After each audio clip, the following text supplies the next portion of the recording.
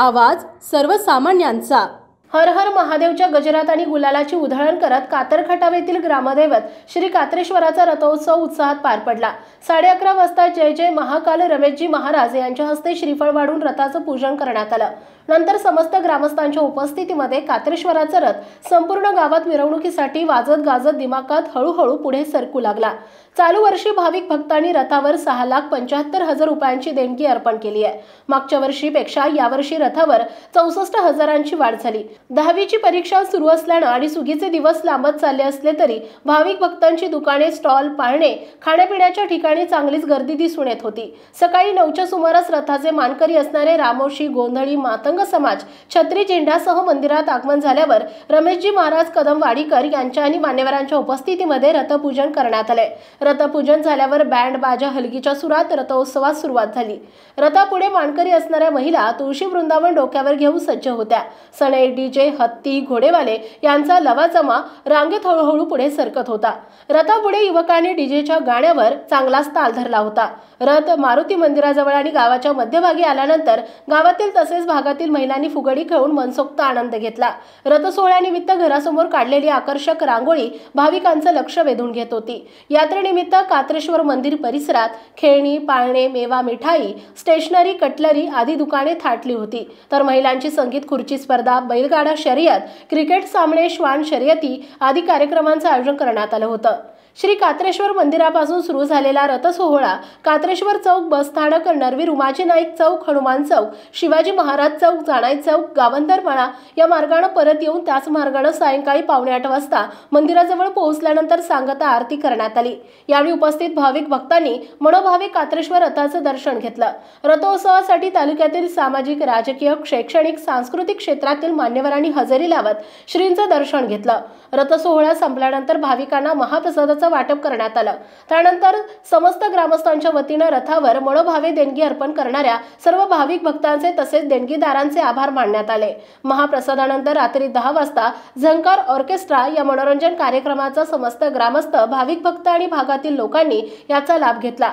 रथ मंदिरात आल्यानंतर अत्यंत काटेकोरपणे रथावर भाविक भक्तांनी देणगी स्वरूपात दिलेली रक्कम मोजमाप करण्याचं काम मारुती बोडके, संदीप सिंहासने, दत्तात्रय महामुनी, अक्षय पाटील तसेच ग्रामस्थांनी पाहिले। अशा तऱ्हेने 25 ते 28 तारखेपर्यंत भव्य बैलगाडी अड्डा, महाशिवरात्र रथोत्सवा दिवशी मान्यवरांच्या हस्ते नागरी पुरस्कार, जंगी कुस्त्यांचं मैदान, भरगच्च मनोरंजनाचे कार्यक्रम, हर हर महादेवाच्या गजरात, मिरवणूक यावर्षीचा यात्रा उत्सव पार पाडण्यात आला।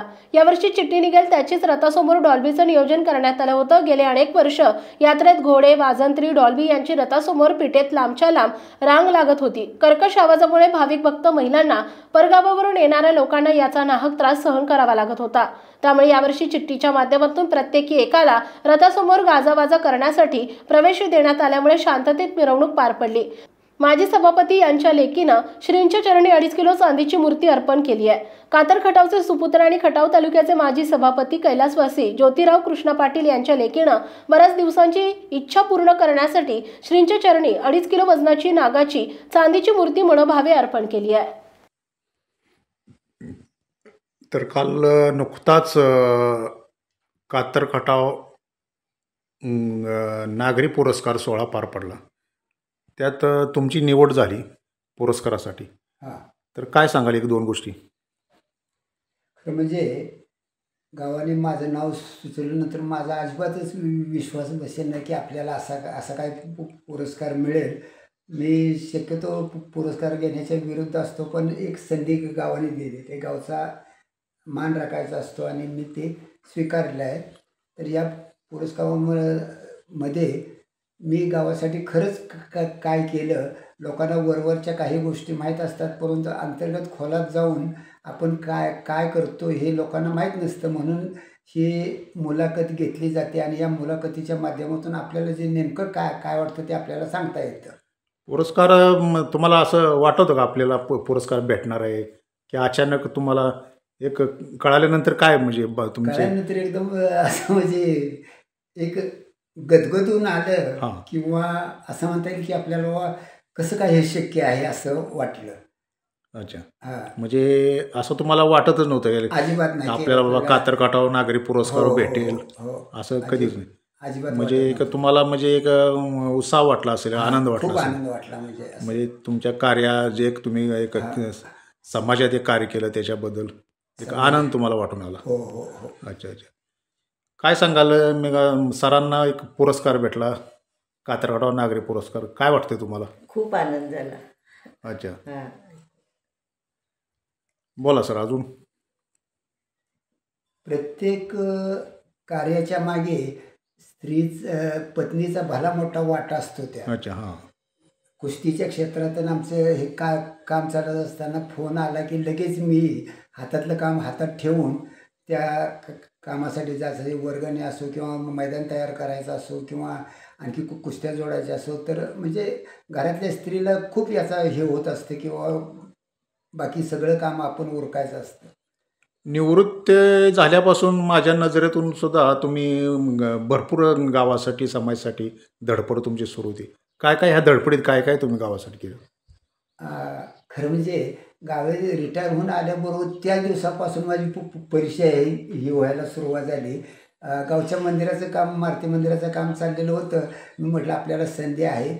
मंदिराजवळ ट्रक उभा होता आणि या ट्रकमधून लोखंड खाली करत होते. ते विचारलं की बाबा काय चाललं हे?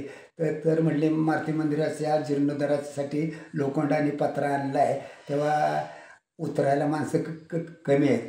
मी माझ्या खांद्यावरची बॅग ठेवली आणि लोखंडाला खांद्यात दिला आणि पत्र्याला डोकं दिलं आणि ते खाली करायला मदत केली. मी ठरवलं की आपल्याला मारुतीनेच आपल्याला, जे आमची कुस्तीतले आराध्य दैवत असतं मारुती, तर या मारुतीनेच आपल्याकडून सेवा करून घ्यायचं ठरवलं. अच्छा.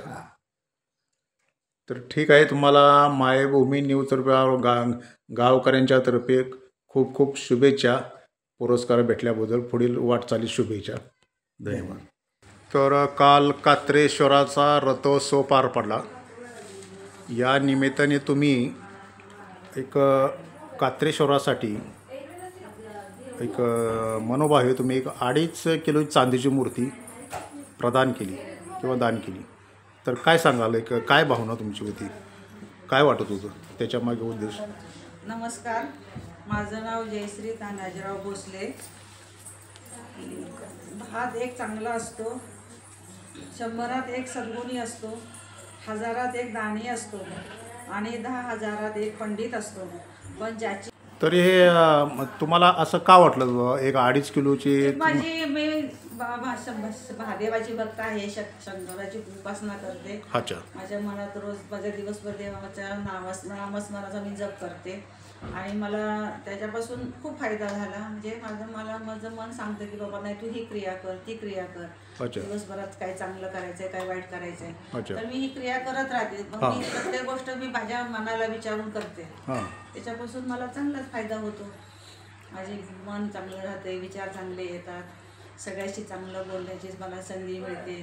चांगल्या 4 मासात माझा अलौकिकपणा होतो, मान सन्मान माझा आहे. आणि मी तुमचं भजनी मंडळ याच्यामध्ये सुद्धा मी सहभागी असते. अच्छा. आता तुम्ही बहिणी सगळे एकत्र आलाय, कसं वाटतं तुम्हाला, काय वाटते, सगळे काय आम्ही एकत्र निमित्ताने? आलो. आमचे आई वडील नसल्यामुळे आम्हाला थोडंसं दुःख होतं, पण मोठे भाऊ आणि बहिणी असल्यामुळे आम्हाला आई वडिलांची कमतरता आम्हाला काही लाभू दिली नाही. अच्छा अच्छा अच्छा अच्छा. आठवू देत नाहीत आम्हाला. तुम्ही आता भावूक झाला आहात, तुम्ही बहिणी एकत्र आलात. मी मगाशी म्हटला की एक ती मूर्ती 100 वर्षापूर्वीची मूर्ती अजून आहे, काय त्याच्याबद्दल सांगाल? हे आमच्या आईचे वडील हां. गोविंदा रामा बोडके यांनी ती मूर्ती मुंबईवरून आपल्या गावाला ती प्रदान दिलेली आहे. अच्छा. आणि ते मूर्तीचं दरवर्षी महादेवाच्या मंदिरात ती मूर्ती ठेवली जाते. तर ती मूर्ती तुमच्या आजोबांनी तिथे 100 वर्षापूर्वी दिलेली आहे, दान केली, प्रदान केली तिथे. प्रदान केली. अच्छा अच्छा. म्हणजे बराच काळ ती मूर्ती आहे तशी अजून टिकून आहे. ती पितळेची मूर्ती आहे. अच्छा. हां. आणि पितळेची मूर्ती असल्याचं त्यात सर्व आहे, फक्त त्याचं नागदेवता नव्हती. हां हां हां. नागदेवता नव्हती. त्यामुळे ती आमच्या बहिणीनं हां, तिला वाटलं म्हणून तिनं ती नागदेवता आणून ती त्यांना मनोभाव वाटले, त्यांची ते भक्ती आपलं अर्पण केलेली आहे. महादेवाची भक्ती करतात. त्यांना वाटलं असं आपल्या हातून काहीतरी चांगलं कार्य व्हावं, त्यामुळे त्यांनी काल रथोत्सव दिवशी 2.5 किलोची मूर्ती चांदीची एक दान केली, प्रदान केली. आणि माहेर आणि सासर मला दोन्ही समान हक्क मिळतात. हां मी जेवढे सासरी खर्च करू शकते तेवढं माहेरी खर्च करू शकते. अच्छा. माझ्याकडे माझा व्यवसाय आहे, बिझनेस आहे आमचा चांदी सोन्याचा. अच्छा, तुमचं सासर कुठलं? खवसपूर. खवसपूर. पण आम्ही स्थायिक आहे खामगाव. स्थायिक खामगाव. खामगाव. अच्छा अच्छा. आमचा बिझनेस आहे. जिल्हा बुलढाणा. जिल्हा बुलढाणा. वा वा, छान. आमचा हा बिझनेस आहे. हां तर माझ्या मुलाला मी म्हटलं की बाबा मला नागदेवता करायचे. हां माझ्या मुलाने मला 1 मिनिटामध्ये हो म्हणून मला ती नागदेवतेची मूर्ती बनवून दिली. तिने काही विचार न करता काही एक नाही. मनोभाविक होकार दिला आणि होकार दिला आणि ते साकार झालं कार्य रथोत्सव दिवशी. एवढ्याची किती आहे हे मला विचारलं नाही त्यांनी. अच्छा अच्छा अच्छा.